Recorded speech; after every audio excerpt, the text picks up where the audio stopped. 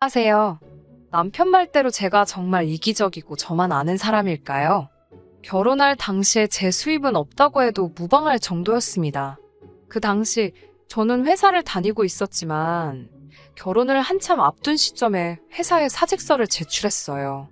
저와 언니 동생 하며 지내던 선배가 한 명 있는데 인터넷을 활용한 사업을 하고 있었어요.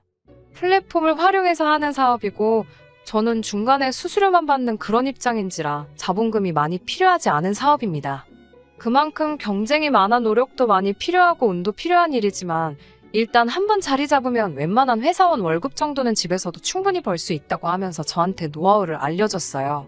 한푼이 아쉬운 상황에서 언니 말만 듣고 퇴직을 결정한 게 너무 서두르는 게 아닌가 생각도 들었습니다.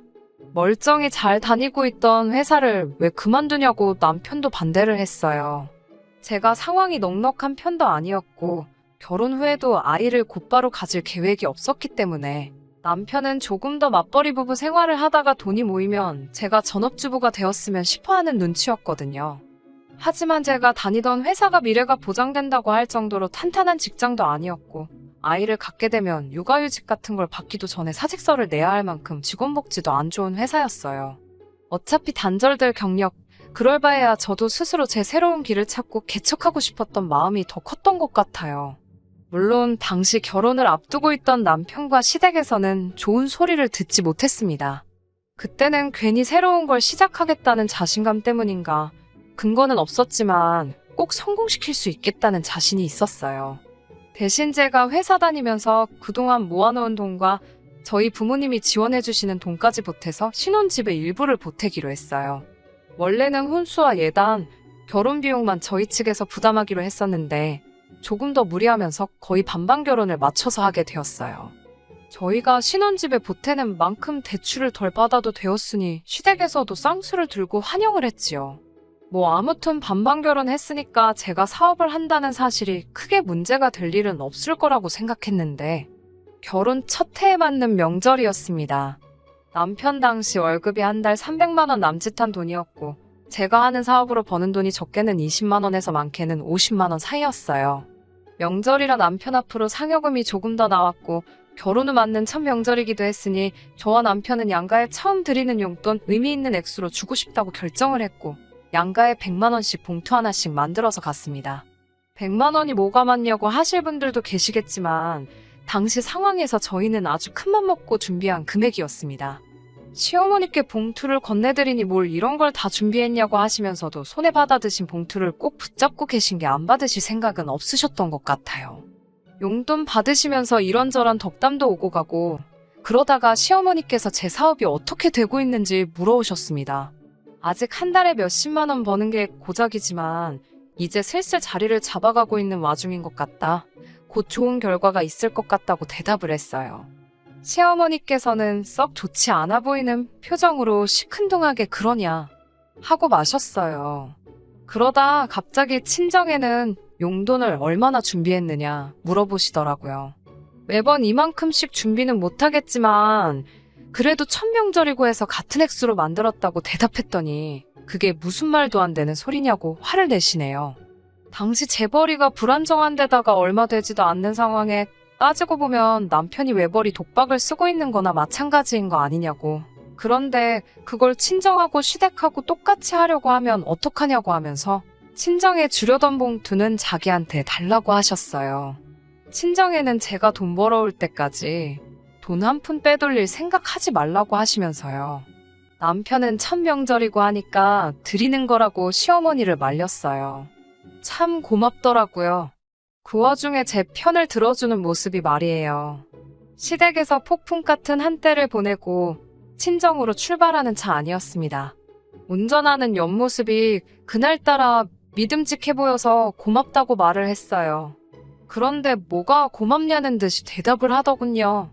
우리 엄마 말이 틀린 말한 게 아니라고 이번만큼은 첫 명절이니까 같은 금액으로 용돈을 하기는 했지만 다음부터는 친정하고 시댁에는 정확하게 구분지어 차등을 둘 거라고 못을 박더군요. 오히려 저보고 어떻게 친정하고 시댁에 똑같이 하려는 그런 생각을 가지고 있었다는 게 어이가 없다는 듯이 말을 해왔습니다. 그런 부분까지는 저와 상의가 된 적도 없고 비슷한 이야기 나눈 적도 없었기 때문에 그 대답이 사실 어이가 없었습니다. 평소에도 친정에 제가 뭐라도 하나 해주면 지가 번 돈을 제가 함부로 쓴다고 생각했을 텐데 라는 생각을 하니 더 화가 나더라고요. 제가 당시에 벌이가 남편에 비해서 보잘것없던 건 사실이었습니다. 하지만 그건 결혼 전에 안 해도 문제가 없었던 신혼집 비용을 제 쪽에서 보태게 되면서 제가 회사를 그만두고 사업을 시작할 수 있게 합의를 한 부분이지, 아무리 제가 사업을 준비하며 벌어오는 돈이 적다고 한들 서로 합의가 끝난 부분인데 이런 식으로 후려치기를 당해야 할 부분도 아니었습니다. 물론 준비한 용돈 그대로 친정에 드릴 수 있게 이유를 설명해 준 건 고마운 일이지만, 그렇게 딱 잘라서 내가 번 돈이 얼마, 네가 번 돈은 얼마 따지면서 누가 더 벌고 덜 번 만큼 양가 부모님께 하는 효도의 차등을 두어야 하는 게 맞다고 말하는 모습은 상상도 못했거든요. 저도 치사하기는 하지만 결혼할 때 신혼집 비용 마련하면서 제가 더 부담한 부분 이야기를 꺼냈어요. 남편은 그렇게 한 건 제가 사업하는 걸 허락받기 위함으로 비용을 보탠 부분이지 않냐고, 그건 별개의 이야기로 계산을 하더라고요. 여전히 저희는 결혼 비용을 반반 부담한 거고 자기가 버는 돈만 가지고 양가에 똑같이 사용할 수는 없다고 딱 잘라 말했습니다. 우리는 반반 결혼을 했으니 각자가 가계에 기여한 만큼 차등을 두는 것이 반반 결혼의 진짜 의미와 맞는 거라 하면서요. 남편 말이 계산상으로는 틀린 부분은 없었지요. 하지만 그렇게 누가 돈을 얼마를 더 벌고 돈을 더 번 만큼 벌어온 사람 부모님께 각자 더 많은 효도를 할 수 있다는 규칙이 있다면 남편과 저의 관계는 부부라기보다는 룸메이트에 더 가까운 것 아닌가요? 가게에 기여한 만큼 차등을 둔다는 말도 그래요. 저는 집에서 일을 하는 만큼 반은 전업주부라고 생각하고 집안일 한번 게을리한 적도 없어요. 남편은 집에 오면 집안일도 하나도 안 합니다. 양말이라도 제대로 뒤집어 놓지 않고 벗어준 날이면 그날은 집안일 좀 도와줬구나 싶을 정도로 집에서 집안일 도와주는 게 하나도 없어요. 그나마 음식물 쓰레기나 분리수거 정도는 도와주는데 그거 하나 하면 아주 힘든 일 했다고 집에서 손도 꿈쩍 안 하고 물도 자기 손으로 떠마시지도 못해요. 제 사업이 잘 안 된다고 할지라도 제가 놀고 있는 게 아니고 제가 해야 할 일들도 빠짐없이 다 하고 있지만 남편은 당장 통장에 찍히는 돈으로만 이야기를 하고 싶어 하더라고요. 통장에 찍히는 돈만 가지고 본다면 제가 불리한 게 뻔하잖아요. 아마 남편은 제가 사업을 하면서 계속 허우적대기를 속으로 바랬을 거예요. 제가 돈을 더 못 버는 만큼 자기는 당당하게 제가 보는 앞에서 시댁에 더 잘할 수 있고 제가 돈을 더 못 번다는 이유로 저를 깎아내릴 수 있을 테니까요. 그나마 제가 한 달에 벌이가 아예 없었던 건 아니기 때문에 제가 버는 얼마 안 되는 돈에서 제 개인적인 용돈과 친정 부모님께 드리는 돈으로 사용할 수 있었습니다. 저는 그날 이후로 더욱 더 일을 갈며 제 사업에 열중을 하게 되었습니다. 제 노력이 통한 건지 남편의 바램과는 다르게 시간이 흐를수록 제 사업이 조금씩 상승세를 타기 시작했어요. 한 달에 벌어오는 돈이 고정적으로 안정적인 상황이 되었고 조금씩 불어나는 수입 덕분에 한 달에 돈 1,000만 원을 벌게 된 달도 있습니다. 고생해서 이룩한 성공인인 만큼 이 기쁜 사실을 전해주고 싶었어요.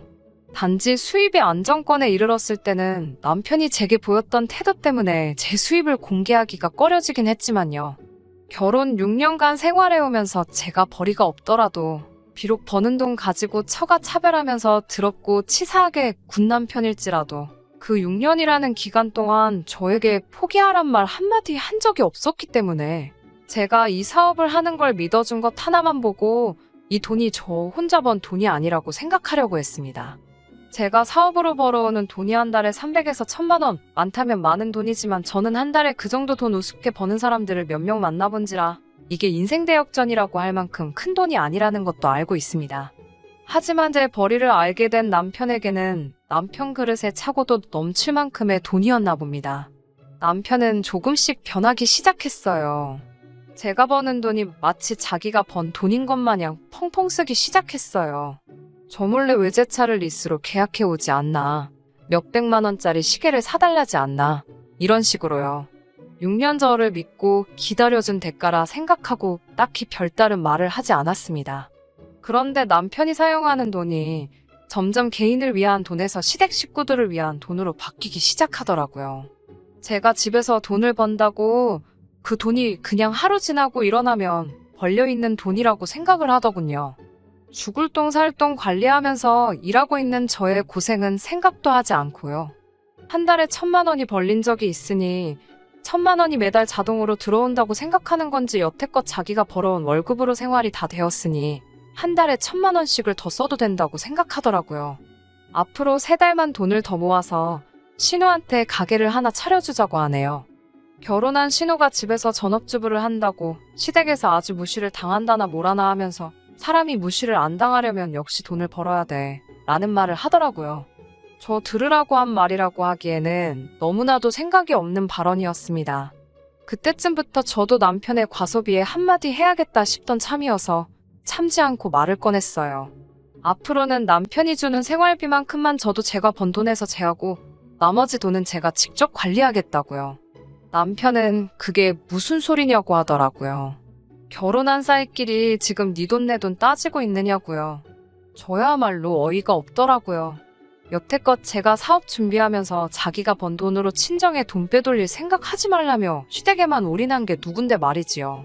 거기에 남편이 지금 제 돈으로 하려고 하는 것들 전부 시댁을 위한 돈이지 친정을 위한 돈은 한 푼도 없었어요. 남편처럼 치사한 사람이 되지 말자고 다짐했지만 저는 남편에게 같은 맥락의 이야기를 꺼낼 수밖에 없었습니다. 바로 얼마 전까지도 제 수입이 없다고 하여 친정에는 자기가 번 돈으로 뭐 하나 해준 적 결혼 생활 내내 단 한 번밖에 없지 않느냐. 시부모님께 100만 원씩 드리고 할 때도 나는 내가 번 얼마 되지 않는 돈에서 그마저도 쪼개서 드려야 했다. 이제 와서 내벌이가 많아지니 그때는 자기가 버는 돈에 손도 댈 생각 하지 말라던 사람이 이제는 내가 번 돈을 자기가 번 돈처럼 쓰려고 하는 건 조금 아니지 않느냐. 한번 따졌습니다. 남편은 표정 하나 바뀌지 않고 당당하게 말하더라고요. 돈 생겼으면 시댁 먼저 챙기는 게 며느리의 도리 아니겠냐고 말을 하네요. 여태껏 무일푼에 돈 하나 벌지 못하던 너를 기다려준 값이다. 몇 년이 넘는 세월을 기다려줬는데 고작 돈 얼마 쓰는 게 아까워서 지난날 이야기까지 꺼내는 게 어딨냐. 여태껏 밥벌어지 신세 기다려줬는데 이제 돈 좀 번다고 먹여주고 재워준 은혜는 다 까먹어버린 거냐며 성질을 부리더군요. 6년 함께 결혼 생활을 해온 아내에게 해도 될 말인가 싶을 정도로 필터링 없이 저에게 밥벌어지 같은 표현을 써가며 집에서 놀며 쌀만 축 내던 사람 취급을 하더라고요. 사업이 그만큼 클 때까지 발버둥 치면서 집안일 한 번이라도 게으름 피지 않고 해온 저한테 말이에요. 집에 있는 밥이며 입고 다니는 옷이며 모든 것들이 제 손길이 닿지 않은 곳이 없을 텐데 그저 돈 얼마 벌지 못한다는 이유로 저는 그 집안에서 식충이가 되어 있었습니다. 처음에는 제가 사업을 시작한 게 문제라는 탓을 했습니다. 차라리 제가 사업이 잘 안 될 때 접고 맞벌이라도 다시 시작했더라면 몇 년 동안 친정에 대한 심한 차별 견뎌낼 필요도 없었을 테고 이제 와서 돈을 잘 벌게 되었다 한들 부부 사이가 틀어지지 않았을 거 아닌가 하는 생각을 했어요. 그런데 그런 마음이 시간이 지나면서 차츰 바뀌기 시작했어요. 생각해보니 제가 돈을 못 번 만큼 친정에 잘할 수가 없고 제가 돈을 잘 벌게 된 만큼 시댁에 더 해야 하는 상황에서 이 결혼 생활을 유지해야 할 필요가 있나 싶더라고요. 그리고 결심이 선 그날 남편에게는 이혼을 이야기했습니다. 6년간 혼인관계를 이어왔지만 룸메이트보다도 못한 관계였다고요. 남편은 제가 꼴에 이제 돈 좀 버니까 눈에 뵈는 게 없냐면서 어디 한번 잘 알아보라고 큰 소리를 떵떵 치더군요.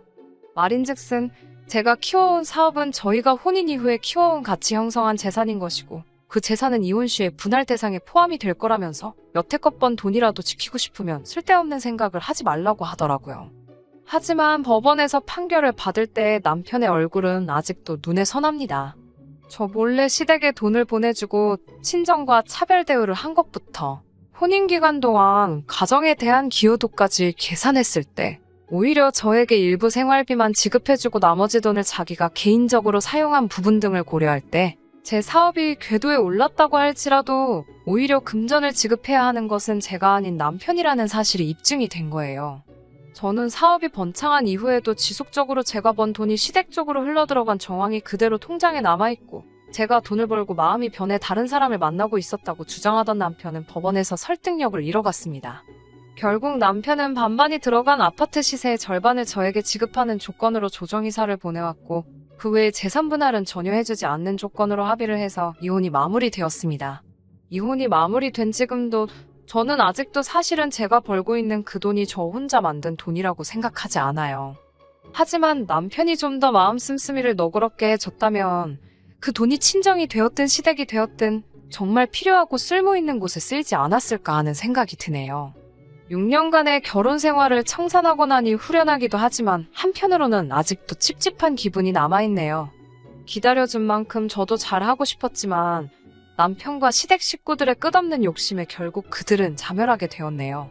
설령 제가 돈을 벌지 않고 아이를 갖고 전업주부가 되는 길을 택했다고 한들 그 사람들이 저를 대하는 태도가 바뀌지 않았을 것이라는 마음을 가지고 저도 더 이상 그 집구석에 미련갖지 않고 제게 주어진 새로운 인생을 살아보려고 합니다. 긴 사연 여기까지 들어주시느라 전부 고생하셨습니다. 감사합니다.